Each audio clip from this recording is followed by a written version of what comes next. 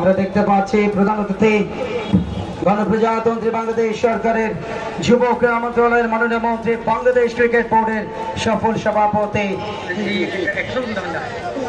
গণপ্রজাতন্ত্রী বাংলাদেশের সাবেক মহামান্য রাষ্ট্রপতি, বাংলাদেশ আওয়ামী লীগের দুর্দিনের কাণ্ডারি প্রয়াত জিল্লুর রহমান মহোদয়ের যোগ্য উত্তরসূরি জনাব নাজমুল হাসান এমপি মহোদয়।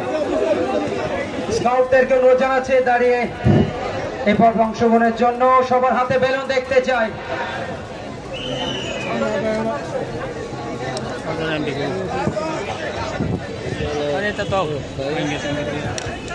আনুষ্ঠানিক সূচনার পথে বঙ্গবন্ধু শেখ মুজিবুর রহমান আন্তঃকলেজ ফুটবল টুর্নামেন্ট 2024।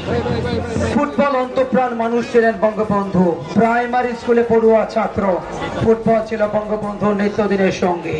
20 বছরের তরুণ যুবক জাতির পিতা বঙ্গবন্ধু শেখ মুজিবুর রহমান। ঢাকা ওয়ান্ডারার্সের জার্সিতে ঢাকার প্রথম বিভাগ ফুটবলে যার অভিষেকটা হয়েছিল এবং বঙ্গবন্ধু প্রথম রাষ্ট্রপ্রধান স্বাধীনতার পর আন্তর্জাতিক প্রীতি ম্যাচ উদ্বোধনের মাধ্যম দিয়ে নতুন করে স্বাধীন ভূখণ্ডে ফুটবলের প্রচলনটা করে। আনুষ্ঠানিক সূচনা হবে এই বেলুনের সাথে। যে একা বেলুন সেটা উড়িয়ে দেওয়ার জন্য বেলুন ছাড়তে হবে সবাইকে। ক্রীড়া পরিদপ্তর যুবক মহোদয় নিধি